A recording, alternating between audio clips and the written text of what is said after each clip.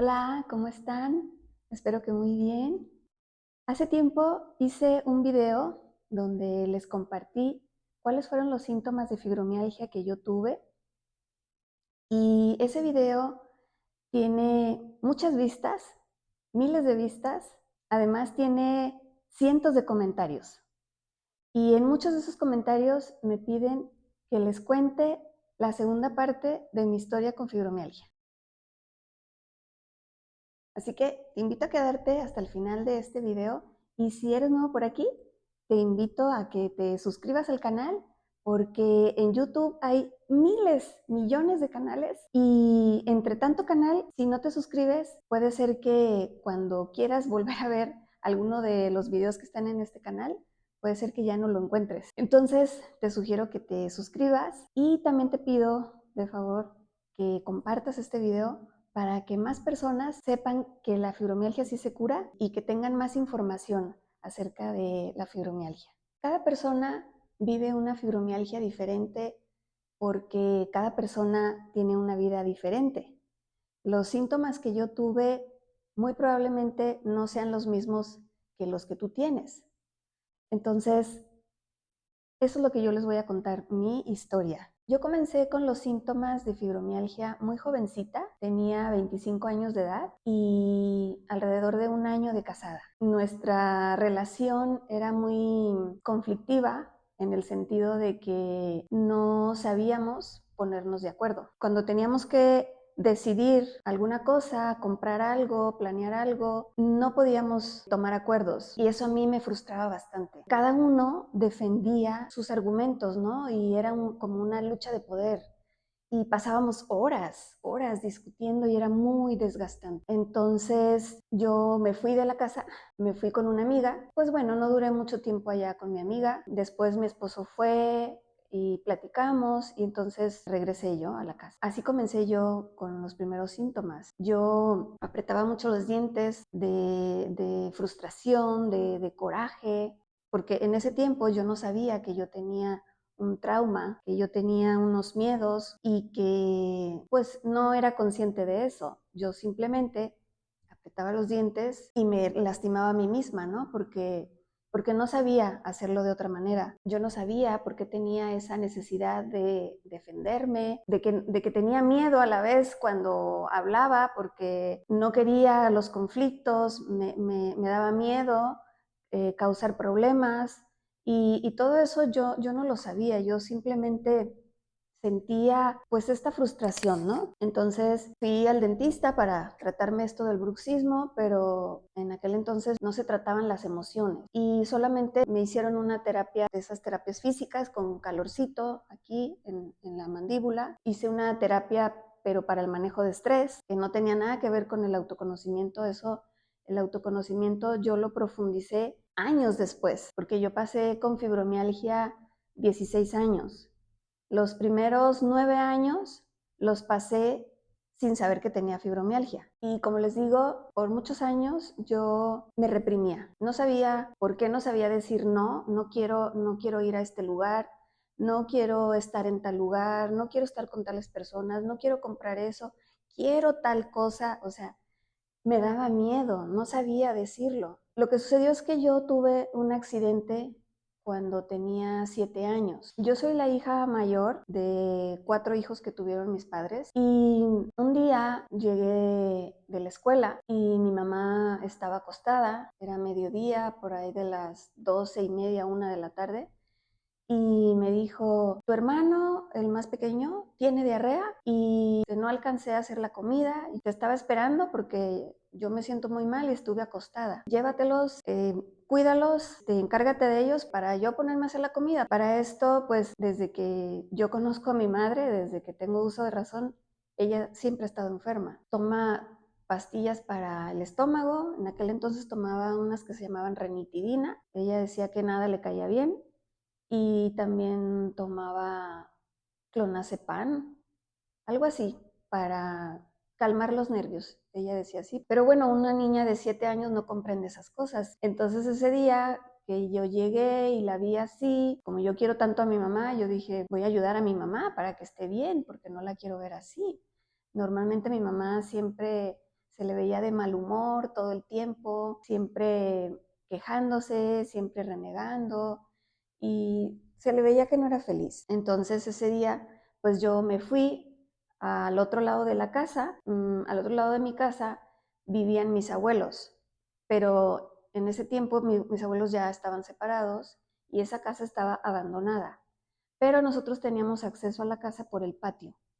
Entonces me llevé a mis hermanitos para allá y estando ahí, a mí me dieron ganas de ir al baño, entonces me metí a un baño que estaba pues ya abandonado, hice mis necesidades y cuando me lavé las manos y me sequé las manos, me picó un alacrán en este dedo y yo lo vi y sentí el piquete como una aguja y pues nada más le hice así, ¿verdad?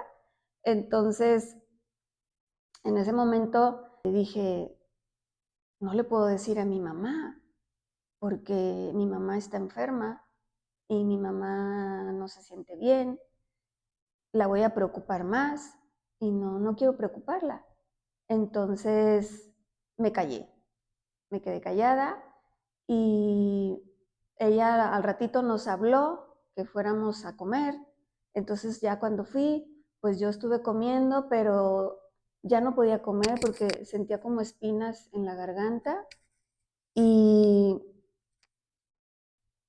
terminamos de comer y yo cada vez me sentía peor. Empecé como que se me nublaba la vista y como me quedé sentada en el piso de ahí de la entrada, porque dije, cuando venga mi papá de trabajar le voy a decir. Pero para esto pasaron como 4 horas y cuando mi papá regresó, yo ya no me pude ni parar del piso ni hablar. Yo ya estaba muy mal y no sabían qué tenía porque no podía hablar. Entonces me llevaron de urgencias al hospital y estuve en el hospital semanas, estuve al borde de la muerte. Pues fue un accidente, nadie tiene la culpa de esto. Después de la picadura del alacrán, yo me recuperé, no me quedó ninguna secuela en el cuerpo, yo hice mi vida normal y seguí adelante. Sin embargo, me causó un trauma, pero el trauma no fue por la picadura del alacrán, el trauma fue por mi percepción, por lo que yo interpreté en ese momento. O sea, mi interpretación fue, quédate callada, no hagas problemas. El que mi mamá estuviera enferma no era de que tuviéramos que estar todo el tiempo con cuidado de no irla a molestar. También había otros conflictos alrededor de eso, porque mis papás no se sabían llevar bien entre sí, al igual que lo que me estaba pasando a mí en mi matrimonio, pero yo todo eso no lo relacionaba. Cuando hice mi trabajo de autoconocimiento, empecé a reflexionar cómo fue la vida de mis padres y mis padres no se llevaban bien, ellos se casaron todavía más jóvenes que yo, no sabían comunicarse, además teníamos problemas económicos. Yo escuchaba todo el tiempo de que a mi papá no le alcanzaba el dinero que ganaba en su trabajo y todo el tiempo pedía prestado y no salíamos el mes completo con lo que él ganaba y había mucha carencia económica y también mucha carencia afectiva, porque lo único que yo veía eran pleitos, peleas, quejas, reclamos y mi mamá todo el tiempo en los médicos. Yo veía muchas cosas que no me gustaban y que no quería para mi futuro. Yo la verdad desde secundaria lo que quería era irme del pueblo. Yo en el pueblo no hay universidad, pero había bachillerato y hasta la fecha solo hay bachillerato. Entonces mi sueño era terminar el bachillerato para irme de ahí. Así que cuando cumplí 17 años y estaba por terminar ya la prepa, hice mis trámites a escondidas, porque mi mamá cada vez que yo mencionaba que yo me iba a ir del pueblo, ella decía que no, decía, no, tú nunca te vas a ir de aquí, hay muchos peligros en la ciudad, me vas a matar de la preocupación. Yo no quería preocupar a mi mamá, pero también quería ver por mi futuro. Cuando llegué a la adolescencia, empecé a darme cuenta de que yo no quería seguir en el pueblo, porque yo vivía en un pueblo. Entonces